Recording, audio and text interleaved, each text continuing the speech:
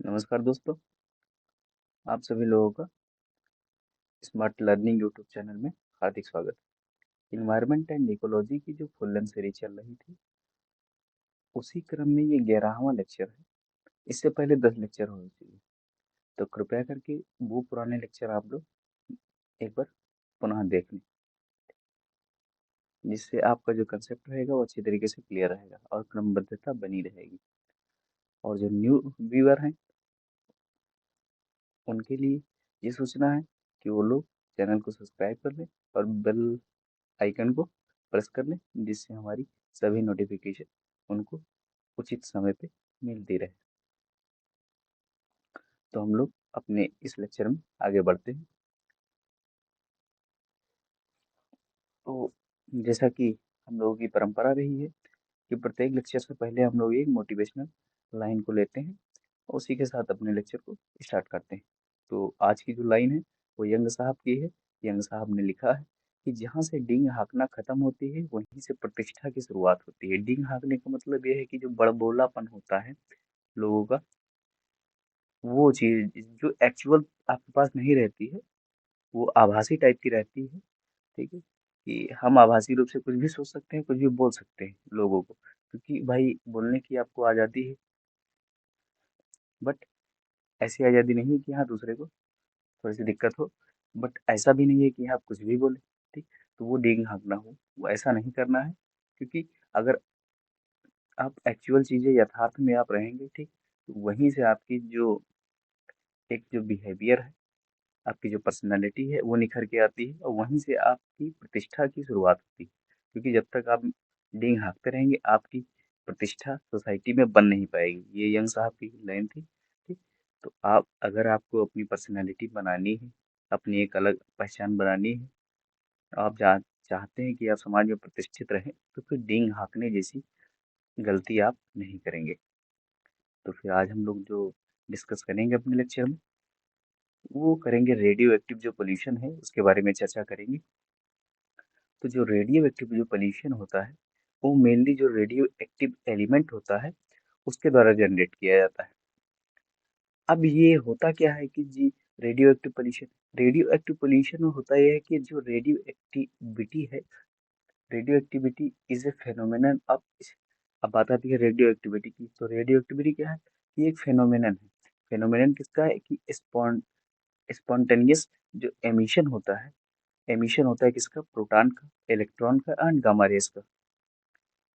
Means कहने का ये है कि अल्फा पार्टिकल एंड जो बीटा पार्टिकल और गामा रेज जो होती हैं, ठीक, उनका जो डिसइंटीग्रेशन होता है एटॉमिक न्यूक्ली में, डिसइंटीग्रेशन ऑफ एटॉमिक न्यूक्ली, ठीक, ऑफ सम एलिमेंट्स। जो सम एलिमेंट्स हैं, वो सम एलिमेंट्स कौन कौन से हैं? रेडियम है, थोरियम है, यूरेनियम है। और मेनली इनको क्या बोला जाता है? ये रेडियो एक्टिव सब्सटेंस है। ठीक, तो रेडियो एक्टिव जो संस्थान है, उनका जो जो एटॉमिक न्यूक्ली है, उसके डिसइंटीग्रेशन के द्वारा, ठीक, जो एक फिनोमिनन जनरेट होता है, एमिशन जो जनरेट होता है, उसको हम लोग मेनली कहते हैं रेडियो एक्टिविटी। अब उस रेडियो एक्टिविटी के दौरान तीन टाइप की जो पार्टिकल हैं वो निकलते हैं। पहला है कि अल्फा पार्टिकल, जिसको हम लोग साधारण भाषा में प्रोटॉन की संज्ञा देते हैं। दूसरा है कि बीटा पार्टिकल, जिसको हम लोग इलेक्ट्रॉन की संज्ञा देते हैं। और तीसरा जो शॉर्ट वेवलेंथ होती है, इलेक्ट्रोमैग्नेटिक वेव जिनको हम लोग कहते हैं, वो होती है गामा रेज। ठीक, ये सबसे ज्यादा डेंजरस होती है। ठीक, तो ये मेनली सारी चीजें मिल करके एक फेनोमेनन तैयार करती है। उस फेनोमेनन को हम लोग कहते हैं रेडियो एक्टिविटी। ठीक, और अगर चीजें वही सारी चीज लिखी है, रेडियो एक्टिविटी है property of certain element, radium, thorium and uranium. ठीक है, to spontaneously emit proton, alpha particle, electron, beta particle and gamma ray short wavelength, short electromagnetic जो wavelength होती है वो है by integration of their atomic nuclei। ठीक, चीजें वही कही गई हैं बट दूसरे तरीके से। तो हम लोग अभी नेक्स्ट स्लाइड की तरफ बढ़ते हैं। बात आती है type of radiation. Type of radiation में दो प्रकार के रेडिएशन होते हैं। पहला होता है नॉन आयनाइजिंग रेडिएशन और दूसरा है कि आयनाइजिंग रेडिएशन। ठीक, दो हो गई। अब नॉन आयनाइजिंग जो रेडिएशन है उसके कारण क्या होता है? ये इफेक्ट ओनली दोज कंपोनेंट, ठीक है। ये ओनली दोज कंपोनेंट को इफेक्ट करती है विच एब्जॉर्ब देम, जो इसको एब्जॉर्ब करते हैं। ठीक, ये उन्हीं को नुकसान पहुंचाती है, इफेक्ट करती है जो इसको एब्जॉर्ब करते हैं एंड हैव लो पेनेट्रेबिलिटी। ठीक, जिनकी जो पेनेट्रेबिलिटी होती है वो लो होती है। ठीक, ये नॉन आयनाइजिंग की हो रही है। ठीक है। अब बात आती है कि आयनाइजिंग की। Ionising have a high penetration power and cause breakage of, जो माइक्रो मॉलिक्यूल है उसको ब्रेकेज कर देती है। ठीक, ये होता है कि आयनाइजिंग रेडिएशन का। अभी आगे इनके बारे में और विस्तृत चर्चा की जाएगी। अभी जानते हैं कि टाइप ऑफ रेडिएशन पार्टिकल्स। ठीक, अब रेडिएशन पार्टिकल कौन कौन से हैं? पहले हम लोग देख चुके हैं कि अल्फा पार्टिकल क्या होता है, बीटा पार्टिकल और गामा पार्टिकल हम लोग शॉर्ट फॉर्म में देखे थे। अभी देखेंगे कि होता क्या है, इनके कारण जो इफेक्ट इनका क्या पड़ता है। तो जो अल्फा पार्टिकल है वो क्या होता है कि ब्लॉक कर देती है, ब्लॉक हो सकती है। ठीक है, अल्फा पार्टिकल ब्लॉक हो सकता है किसके द्वारा? A piece of paper and human skin. अगर ह्यूमन स्किन या फिर पाइस ऑफ पेपर होता है तो वो अल्फा पार्टिकल को ब्लॉक कर सकती है। ठीक, अब बात आती है कि जो बीटा पार्टिकल होता है उसको कैसे ब्लॉक किया जा सकता है। अब कैन पेनेट्रेट थ्रू स्किन। ठीक है, ये पेनेट्रेट थ्रू स्किन हो सकता है। While can be block by some pieces of glass and metal. अगर सम पीसेस एंड ग्लास के या फिर मेटल के रख दिए जाए तो बीटा पार्टिकल को हम लोग क्या कर सकते हैं, ब्लॉक कर सकते हैं। बट अगर स्किन हुई तो स्किन को ये पेनेट्रेट करेगी। ठीक है, हाँ, स्किन को ये नुकसान पहुंचाएगी। बट अगर बात एक आती है ग्लास और मेटल की तो फिर वो इसको क्रॉस नहीं कर पाती है, उसी में ब्लॉक हो जाती है। ठीक, अब थर्ड टाइप की जो है वो गामा रेज। गामा रेज को can penetrate easily by human skin and damage cell on its way through. ठीक, बात यह है कि ये ह्यूमन स्किन को तो डैमेज करेगी ही करेगी और उसके साथ साथ ही सेल को भी डैमेज कर देगी जो इसके रास्ते में आएगा, इट्स वे थ्रू। ठीक है, रीचिंग फॉर, पहुंचने में। ठीक, can only be blocked by very thick. ठीक, इसको ब्लॉक किया जा सकता है very thick strong and massy piece of concrete. ठीक, तो मैसी पीस ऑफ कंक्रीट को हो जाता है जो स्ट्रांग हो, थिक हो, मोटी हो। ठीक, उसी के द्वारा हम लोग गामा रेज को ब्लॉक कर सकते हैं। ठीक, तो इतनी सारी चीजें हो गई। तो अल्फा पार्टिकल को कैसे हम लोग ब्लॉक कर सकते हैं, बीटा पार्टिकल को कैसे कर सकते हैं, गामा रेज को कैसे कर सकते हैं। ठीक, इसके बारे में हम लोग जान लिए। अब आगे बढ़ते हैं। अब बात आती है कि जो रेडियो एक्टिव जो पोल्यूशन है उसके सोर्सेस क्या है। तो अगर सोर्सेज को देखा जाए मेनली दो ही सोर्स है। ठीक है, पहला है नेचुरल तरीके का और दूसरा है कि मैन मेड तरीके का। ठीक है, जिसमें ह्यूमन इंटरवेंशन होता है वो मैन मेड होता है और जो जिनमें प्राकृतिक घटनाएं जिम्मेदार होती हैं वो नेचुरल तरीका होता है।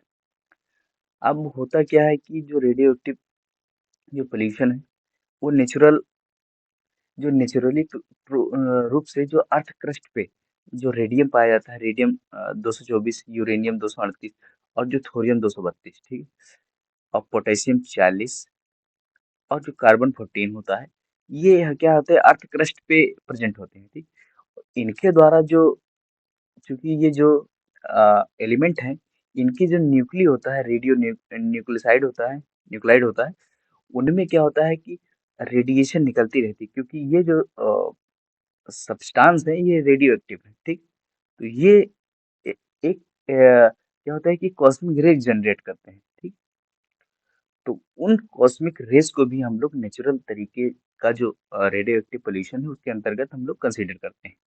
और जो कॉस्मिक रेज कहाँ से आती है वो स्पेस से भी मिलती है। ठीक, तो दो दो जगह से हमको कॉस्मिक रेज जनरेट होती है और वो नेचुरल तरीका होता है रेडियो एक्टिव जो पोल्यूशन फैलने का। ठीक, तो कॉस्मिक रेज कहाँ से जनरेट होगी? दो जगह से, एक स्पेस से और एक टेरेस्ट्रियल से।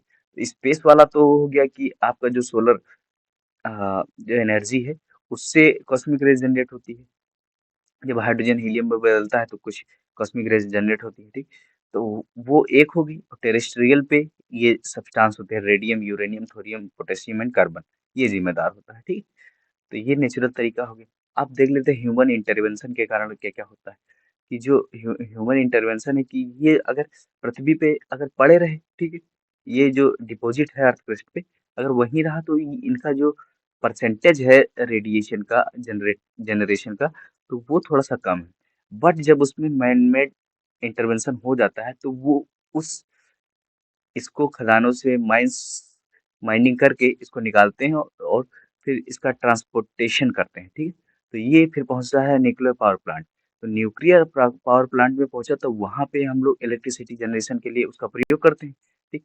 तो उसका जो वेस्ट पदार्थ होता है उसके द्वारा जो न्यूक्लियर क्या कहते हैं कि रेडियो एक्टिव जो सब्सटेंस बचता है, जो वेस्टेज होता है, उसके कारण जो रेडियो एक्टिव जो पोल्यूशन फैलता है, वो न्यूक्लियर पल्प उसको हम लोग मैन मेड तरीके से कंसीडर करते हैं। तो एक तो ये हो गया।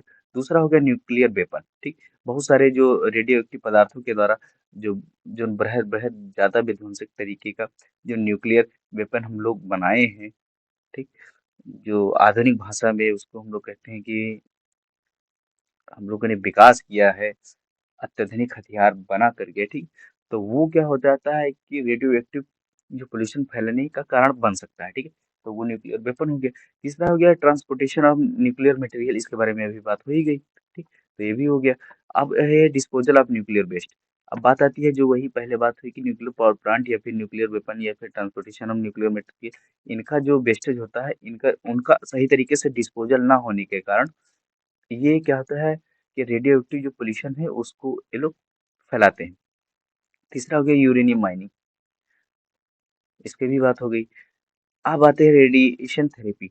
अभी देखा गया है कि अत्यधिक जो चिकित्सा अ, पद्धतियां हैं उनमें जो विकास हुआ है, ठीक, कई तरीके के जो मेटल हैं और कंपोनेंट है, सब्सटेंस है, बहुत प्रकार के पदार्थ हैं, उनका प्रयोग किया जा रहा है अत्याधुनिक बीमारियों के इलाज के रूप में, ठीक। जैसे कोबाल्ट 16 हो गया और बहुत प्रकार के जो हैं खनिज हैं उनका हम लोग इस्तेमाल करते हैं रेडिएशन थेरेपी के द्वारा, जिसमें मेनली होता ये है कि जो रेडियो एक्टिव जो सब्सटेंस है उनका प्रयोग होता है रेडिएशन थेरेपी के लिए। तो फिर उसके द्वारा भी जो जनरेट होता है। और थेरेपी में देखा जाए कि ये जो अल्ट्रासोनिक वेव जनरेट होती है अल्ट्रासाउंड के दौरान, एमआरआई के दौरान और एक्सरे के दौरान, ठीक।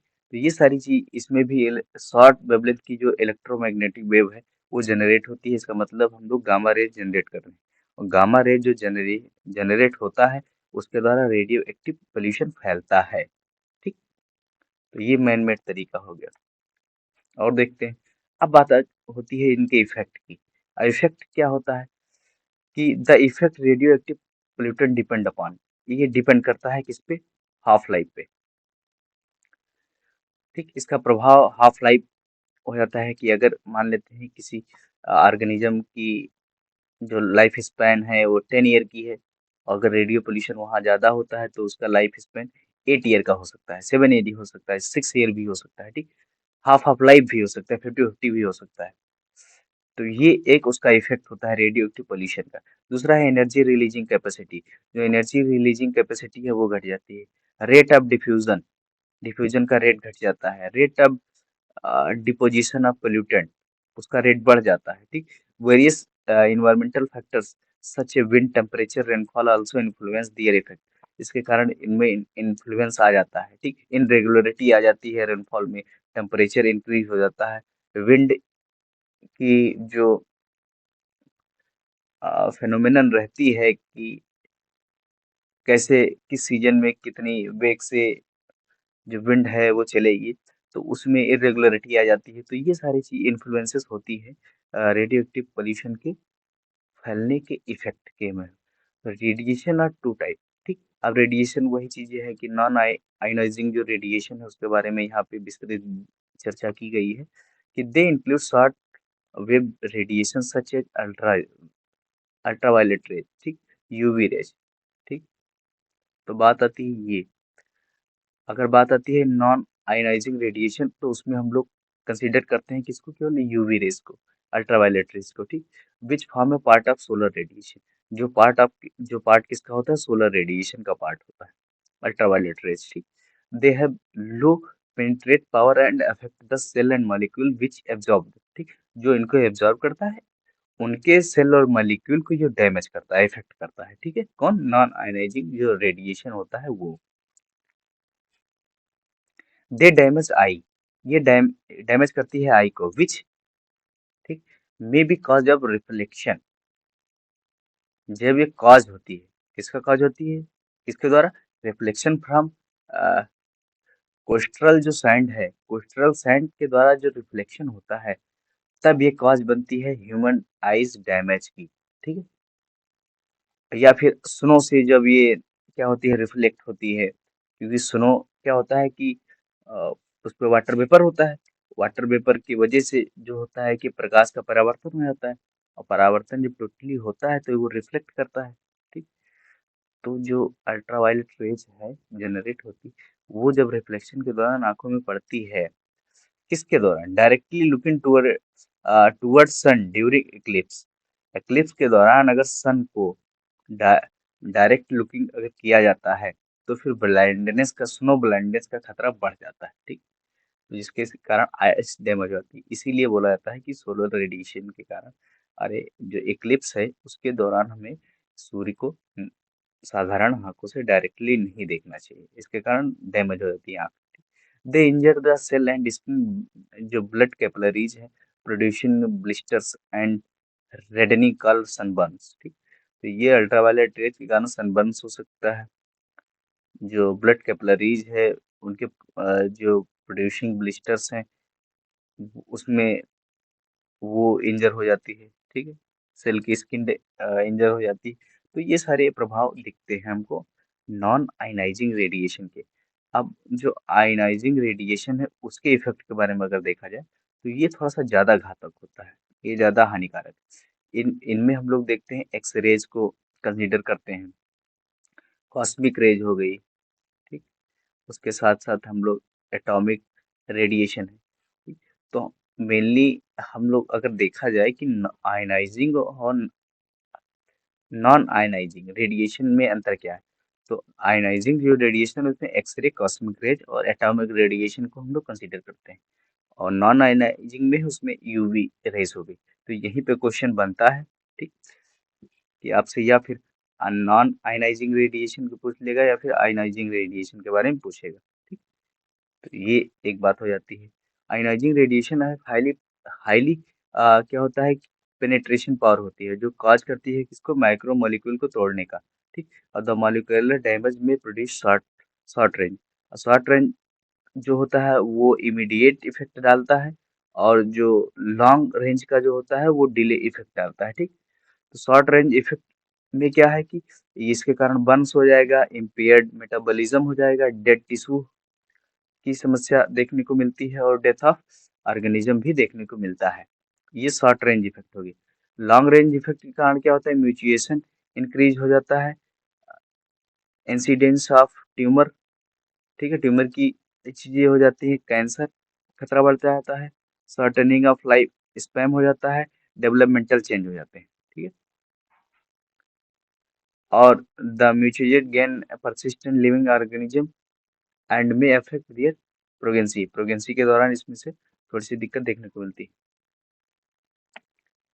और बात आती है the actively dividing cells and embryos foetus cell of skin, intestinal lining, bone marrow and gamete forming cells are more sensitive to radiation. Sensitive के कारण ये सारी चीजें थोड़ी सी सेंसिटिव रहती हैं।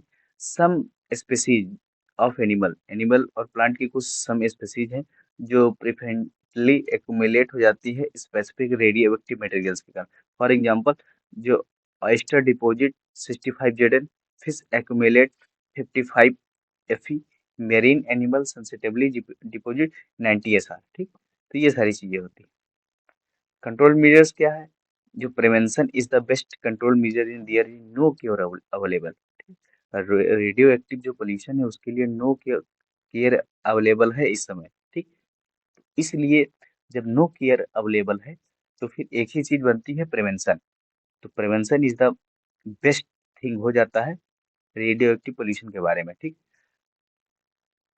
तो फिर प्रिवेंशन देखते हैं कैसे कर सकते हैं, कि ऑल सेफ्टी मेजर को हम लोग प्रयोग कर सकते हैं, शुड बी स्ट्रिक्टली इन्फोर्स करके।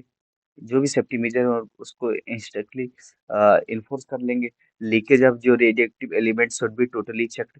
ठीक, जितने भी लीकेज हैं उनको हम लोग चेक कर सकते हैं टोटली। ठीक, safe disposal of radio active waste. ठीक, जो रेडियो एक्टिव वेस्ट है उसका सेफ डिस्पोजल कर सकते हैं, जो regular monitoring through frequent sampling sampling का रेगुलर मॉनिटरिंग कर सकते हैं और क्वांटिटेटिव एनालिसिस कर सकते हैं रेगुलरली, ठीक है। तो वो सारी चीजें कर सकते हैं। सेफ्टी मेजर अगेंस्ट न्यूक्लियर जो एक्सीडेंट है उसको हम लोग अ, उसको सेफ्टी मेजर दे सकते हैं कि ऐसे एक्सीडेंट ना हो सके, ठीक। Nuclear explosion due to nuclear weapon है, जो न्यूक्लियर एक्सप्लोजन होता है यूज ऑफ न्यूक्लियर वेपन को, उसको हम लोग कम्प्लीटली बैन कर सकते हैं। न्यूक्लियर वेपन को कम्प्लीटली बैन करने की मांग जो चल रही है उसको हम लोग एनफोर्स कर सकते हैं, ठीक। appropriate should be taken to protect from occupational exposure, ठीक। तो ये सारी चीजें अप्रोप्रिएट जो स्टेप हो सकता है रेडियो एक्टिव पोल्यूशन को रोकने का, तो वो हम लोग देख सकते हैं, ठीक। तो आज के लेक्चर में इतना ही था। अगले लेक्चर में हम लोग इलेक्ट्रॉनिक वेस्ट के बारे में चर्चा करेंगे। तो अगर आप लोगों को लेक्चर अच्छा लग रहा है तो फिर उसको लाइक करिएगा, कमेंट करिएगा, सब्सक्राइब करिएगा और अपने बहुमूल्य जो कमेंट है कमेंट सेक्शन में पिन कर सकते हैं। और जो हमारा जो यूट्यूब चैनल है उसको सब्सक्राइब कर लें और बेल आइकन को प्रेस कर सकते हैं, ठीक, जिससे हमारी सारी नोटिफिकेशन आपको मिलती रहे। और ज़्यादा से ज़्यादा लोगों तक आप लोग शेयर करिए क्योंकि आप लोग शेयर नहीं कर रहे हैं, ठीक। तो फिर ये वो जब वो जरूरी है, तो इससे हम लोग को मोटिवेशन मिलता है, तो फिर आप लोग उसको करिए, ठीक। तो आज के लिए बस इतना ही था। आप सभी लोगों का धन्यवाद। नमस्कार।